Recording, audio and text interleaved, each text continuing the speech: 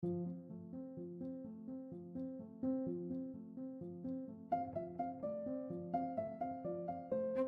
everyone, welcome to That's Peculiar. I'm Nathan.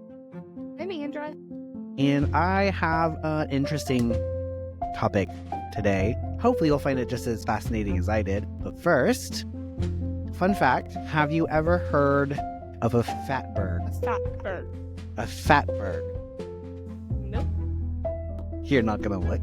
So a fatberg is a large, solid mass of waste that forms in sewer systems. It's made up of fat, oil, grease, and non-biodegradable solids that have been flushed down the drain. Oh my goodness. Yes. So they can cause damage to sewer lines, to house lines, and they can get massive. Huge. I think just recently, I think it was Australia, they had like these little itty bitty fatbergs that were washing up on the shore, and people were touching them and like squishing them in their fingers and stuff. But it's like, so it starts as like this little mass, and then slowly like fats and oils just kind of clump onto it, and it just grows into this huge growth. People were just touching those. And people were just touching them. Also, they, if I remember correctly, they are looking into using it for, so remember the, what was that stuff that whales produce?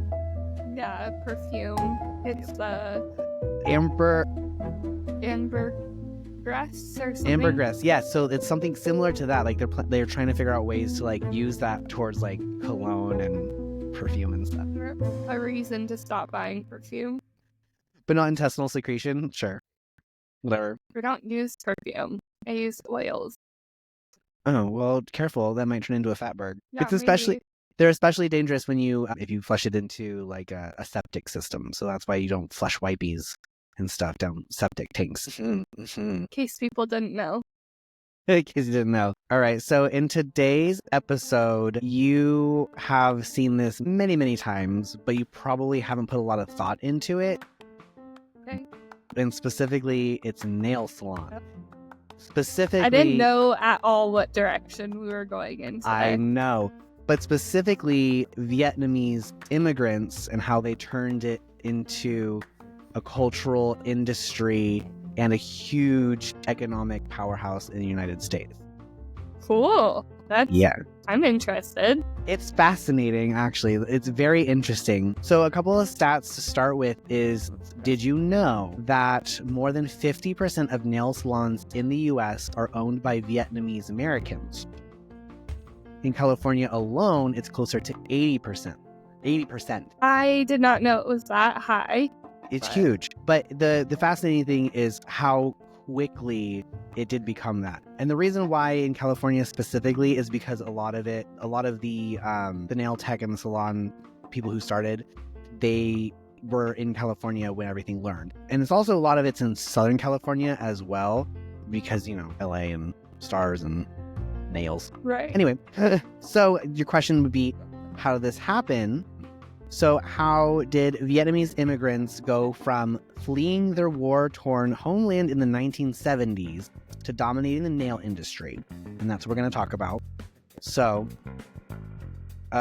we have to go back to April 30th of 1975, which is the date that Saigon fell, marking the end of the Vietnam War. So the communist government that took over the South forced millions of people into re-education camps, confiscated private property, and imposed strict controls on people's daily lives.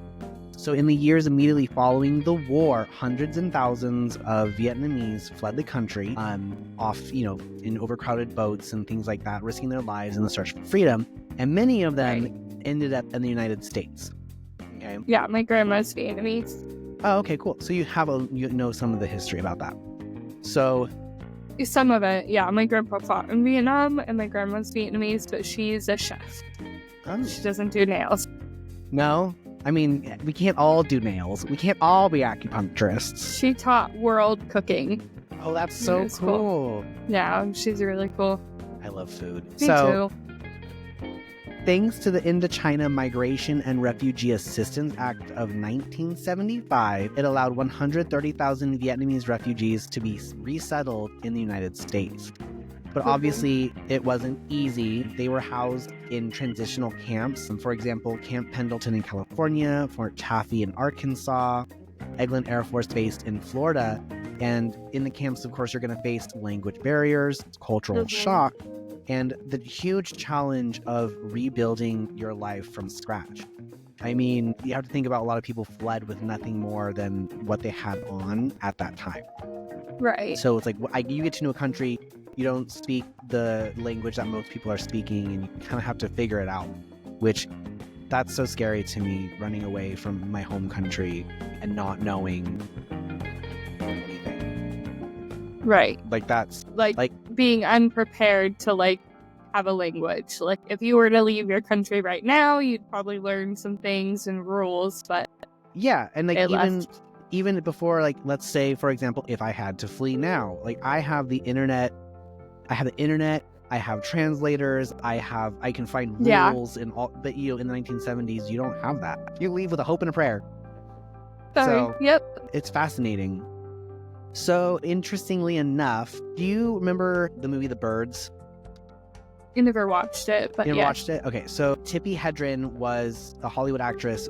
She was known for her role in The Birds, and she actually visited Camp Hope Village near Sacramento, California, because she wanted to help Vietnamese women transition into the American workforce. So she kind of went as kind of like someone helpful to help figure out what can they do, what can she do to help these people out. And so while she was visiting, she had noticed that many of the women were fascinated by her manicure. So she thought, hey, I have an idea. She flew her personal manicurist to the camp and taught a group of 20 Vietnamese women how to do nails. Wow. The women were given very intensive training, and Tippi Hedren also donated bottles of nail polish and equipment to help get them started. That is so cool. And this is the main character in The Birds? Yes, blonde lady? The blonde, yes. Cool. So that's just so you know. But I can't, it's just out of nowhere. She's like, you know what? I have an idea. Let me see if I can help teach a skill to these women and help them get on their feet. There we go. On their feet. Out of the camps. Out of the camps. On their feet. And on their feet. And on their feet and making some money. So once these women completed their training, they actually found work in salons and began spreading their knowledge to their family members and their friends. And by the 1980s, Vietnamese immigrants had started opening their own salons, particularly in Southern California. That is so cool, because it started with 20 people, basically. Yeah. And then they just kept teaching people. Yeah.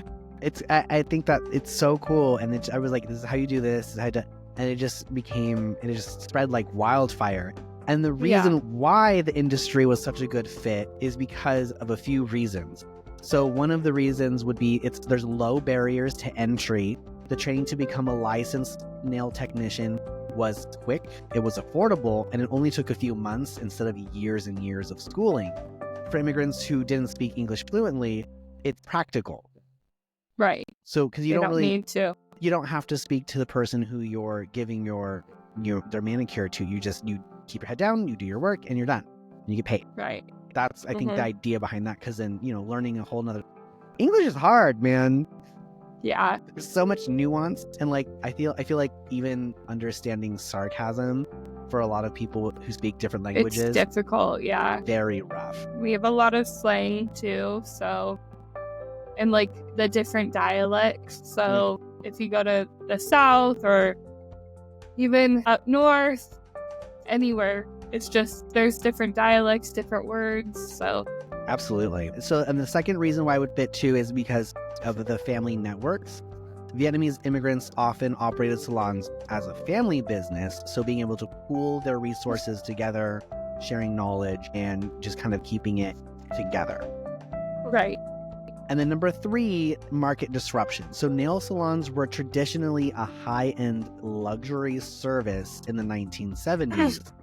And Vietnamese salon owners flipped that on its head by offering affordable, efficient services making manicures and pedicures accessible to middle and working class Americans. Right, which is wonderful. So you go in, $50 is, the more intricate your work is too, the more expensive it is. So right, which is fair. But getting a basic manicure is really not that expensive, right? I've never had a basic manicure, but I've had a pedicure.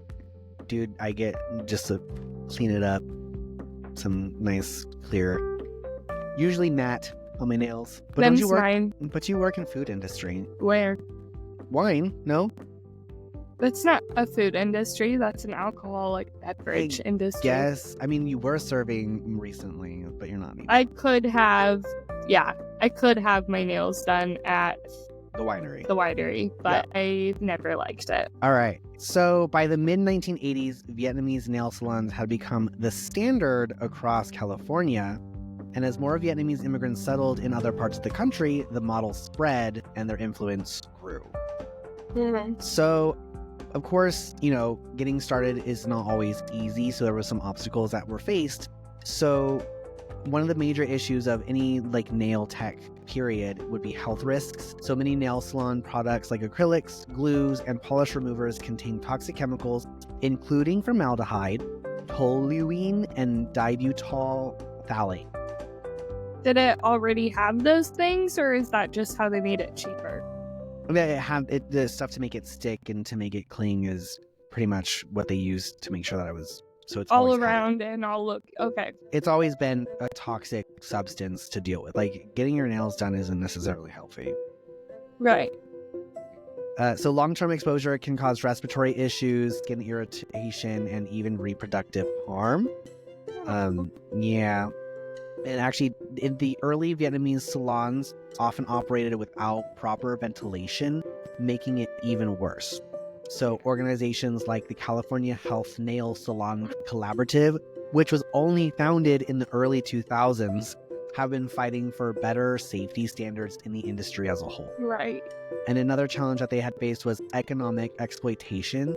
So in the early days, many of the salon workers were paid off of the books or below minimum wage, and wage theft and unfair labor practices are actually still an issue in some parts of the industry today. So I've heard, I don't know how true this is, so take it with a grain of salt, but I have heard that there are salons out there that will have people come into the United States from Vietnam, and they will get their licenses and all that stuff that the owner pays for, and then they basically hold them kind of like an indentured servant until their fees are paid off, and then they also kind of steal from the people that they had coming in to do those nails. Right.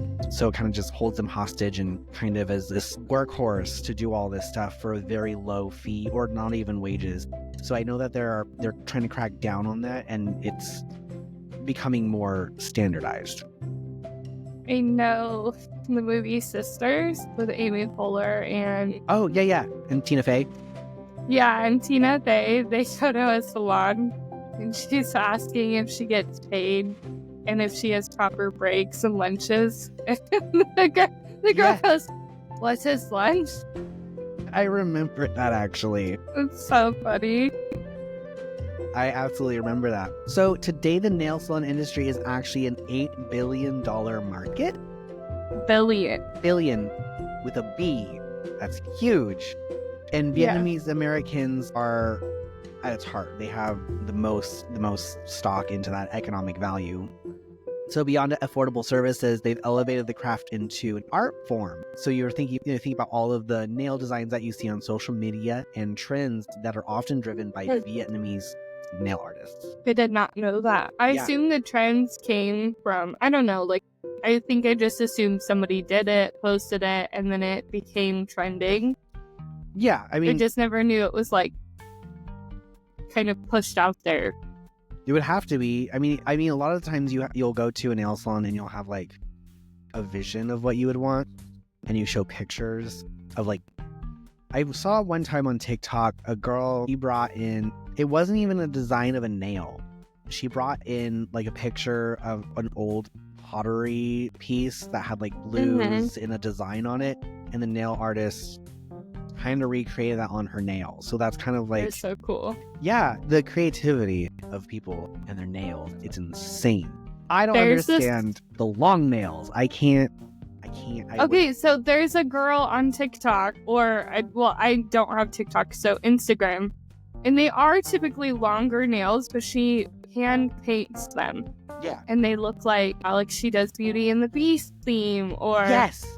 a Little Mermaid, or she's done like intricate wedding nails, and like I've looked at how much these cost, and they're expensive, but what I don't understand, and I've always wanted to know, can you re-glue those on once they're done, or are they just done? So, because I know that she paints temporary nails, and they're so expensive because they take so much time to do. Right. I think if you clean off the nail itself, that acrylic piece, and you clean it the right way, I think you can reuse it. I don't think it's a use once and toss kind of thing. Yeah. I don't know. That's what I don't do do nails. It's like $80 for a set, and Yeah. that's like one of the cheaper sets, and then they go up depending on how customizable you want them. Yes. And it's honestly so fun to watch. I don't know how she paints such intricate things on something that big. That's curved.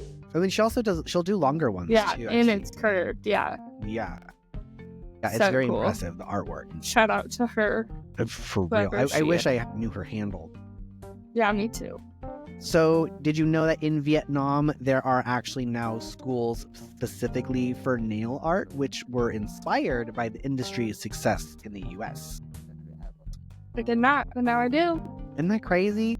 They came to the US knowing nothing about industry, learn a whole talent, take over an industry as a whole, and then open schools back in their home country based off what they learned in the US. Right. So cool. I love it. It's very fascinating. No, it truly is. It's also admirable. It There's a is. quality in a person who can do that. The for hustle. People.